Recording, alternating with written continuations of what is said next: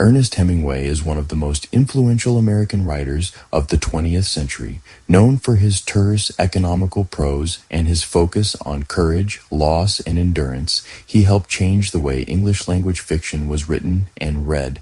His life, marked by war, travel, fame, and personal struggle, became deeply intertwined with his art, to the point that Hemingway is as much a cultural figure as it is a name on book covers. Early years, Oak Park, family, and formation. Ernest Miller Hemingway was born on July 21, 1899, in Oak Park, Illinois, a comfortable conservative suburb just west of Chicago. His father, Clarence Ed Hemingway, was a physician with a love of hunting, fishing, and the outdoors.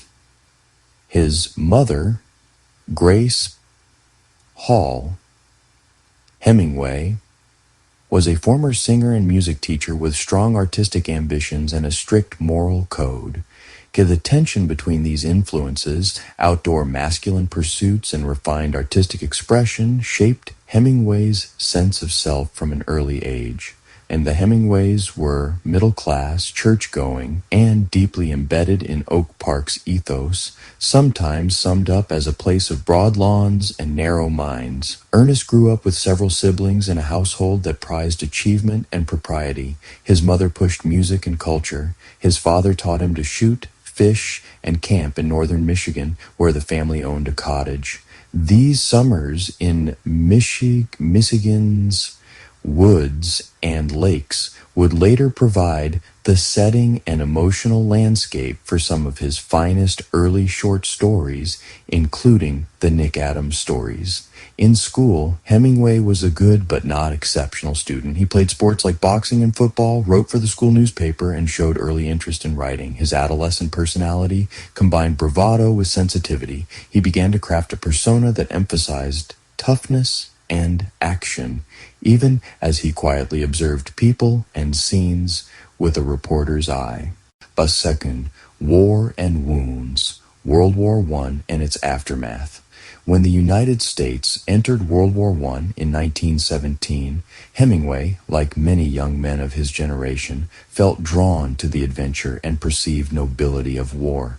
Rejected by the U.S. Army due to poor eyesight, he volunteered with the Red Cross as an ambulance driver in Italy.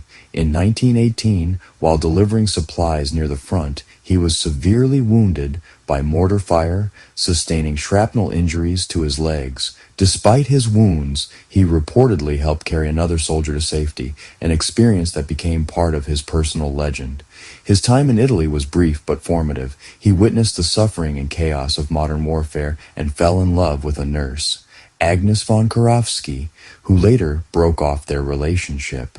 The combination of physical pain, disillusionment, and romantic heartbreak became emotional material he would revisit in his fiction, most clearly in A Farewell to Arms.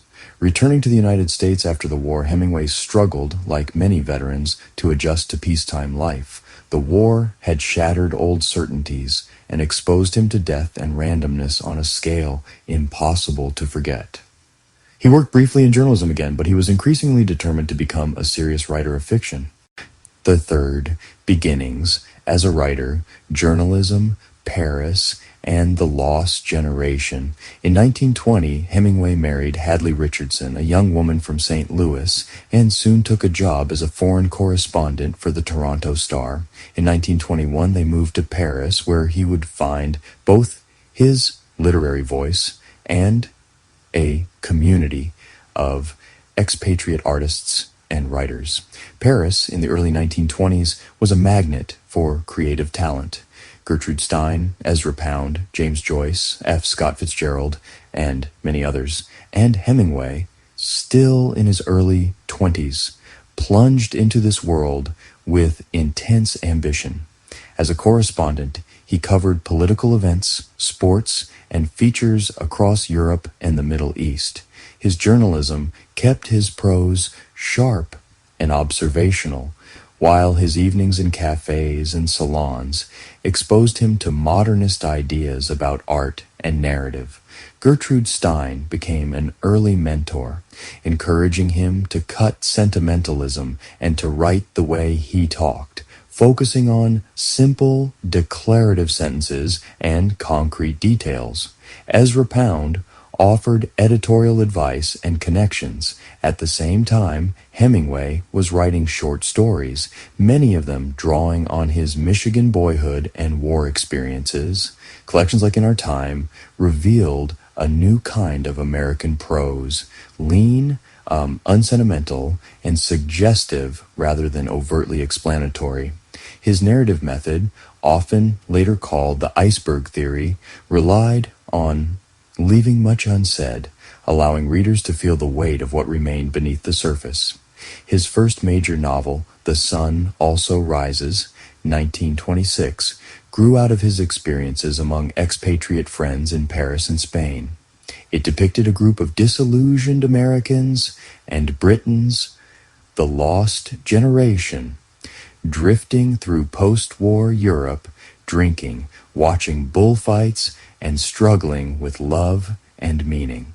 The novel's style, with its spare dialogue and understated emotion, and its themes of impotence and the literal and metaphorical, resilience and ritual, such as bullfighting, made a powerful impression. It cemented Hemingway's reputation as a leading voice of his generation. IV, Fame, Craft, and Experiment. The 1920s and 1930s. After The Sun Also Rises, Hemingway's career accelerated. He divorced Hadley and married Pauline Pfeiffer, a wealthy fashion writer, in 1927. His personal life was increasingly turbulent, marked by affairs, friendships, rivalries, and frequent travel. But his dedication to craft remained intense. A Farewell to Arms, 1929, based on his World War I experience, told the tragic love story of an American ambulance driver and an English nurse in Italy. The novel combined stark depictions of war's brutality with a deeply felt romantic narrative, culminating in an ending of devastating loss. It was both a commercial and critical success, and confirmed Hemingway's standing as one of America's major novelists. During the 1930s, Hemingway continued to experiment. Death in the Afternoon, 1932, explored Spanish bullfighting, revealing his fascination with ritualized violence, courage, and aesthetics. Green Hills of Africa, 1935, drew on his African safari, mixing travel narrative with reflections on hunting, art, and masculinity. His short stories, such as The Short Happy Life of Francis Macumber and The Snows of Kilimanjaro, further developed themes of fear, failure, and the search for grace under pressure. Hemingway's prose in these years grew even more controlled. He used limited vocabularies of sensation and emotion, focusing on what characters did and perceived rather than lengthy introspection. Critics and scholars have noted how this style sought to capture life as experienced, with words functioning as precise tools rather than decorative flourishes. V. War, again, Spain, journalism, and For Whom the Bell Tolls. The Spanish Civil War, 1936-1939, drew Hemingway back to the battlefield, this time as a journalist and sympathizer with the Republican cause against Franco's fascists. He traveled to Spain, reported on the conflict, and became involved with other writers and activists. The war sharpened his sense of political commitment and moral ambiguity. He saw the brutality on both sides, but believed fascism represented a grave threat to human freedom. For Whom the Bell Tolls, 1940, widely considered one of his greatest novels, grew from his Spanish experience. It tells the story of Robert Jordan, an American dynamiter fighting with Republican guerrillas, tasked with blowing up a bridge as part of an offensive.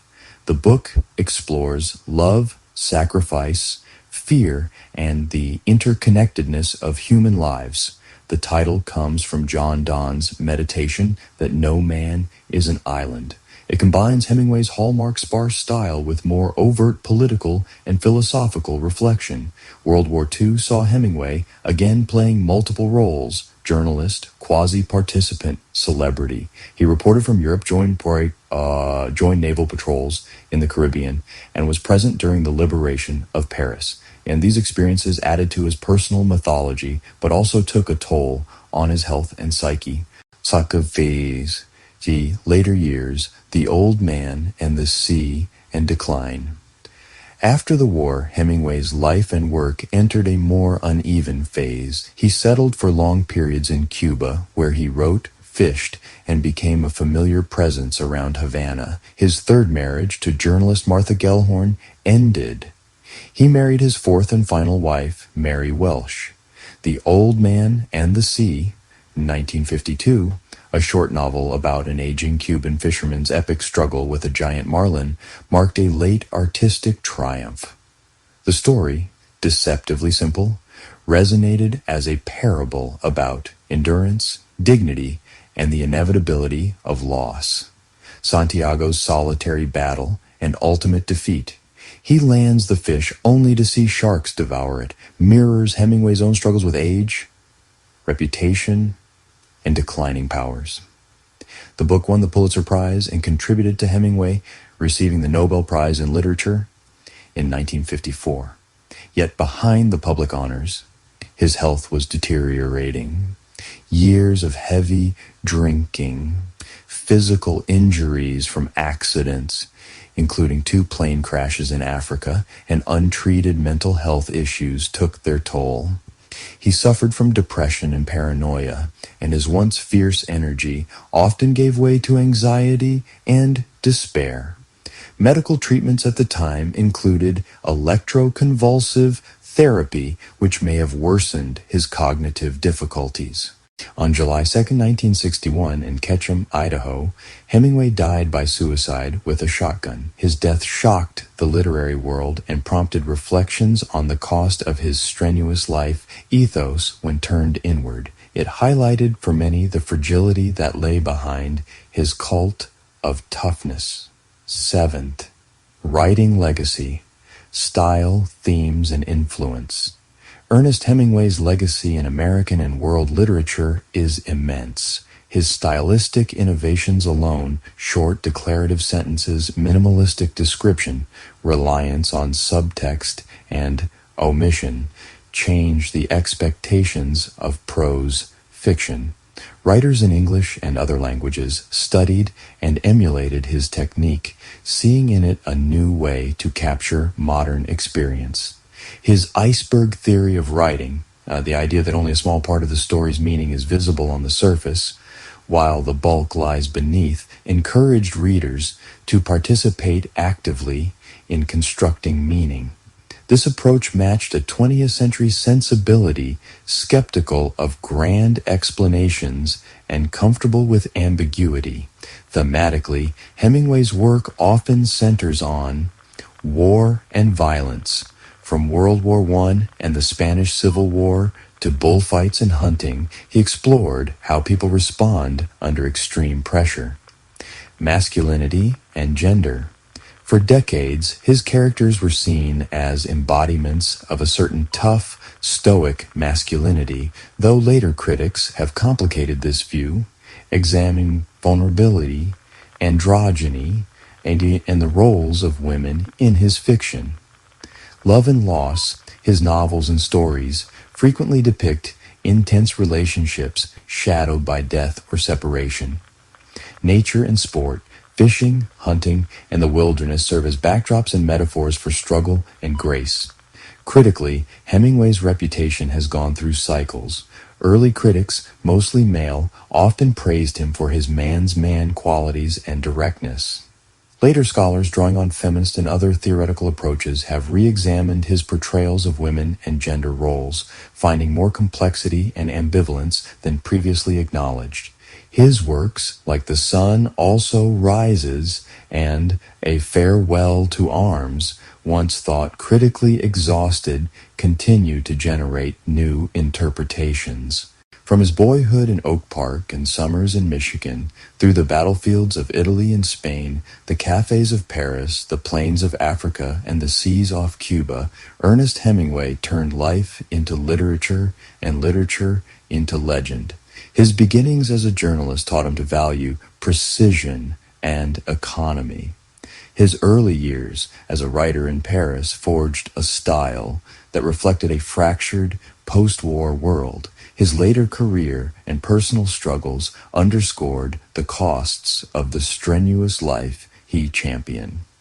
For American readers and writers, Hemingway remains a towering and contested figure, a symbol of modernist innovation, a representative of a particular vision of masculinity, and a reminder of the power and limits of art to shape and survive a human life.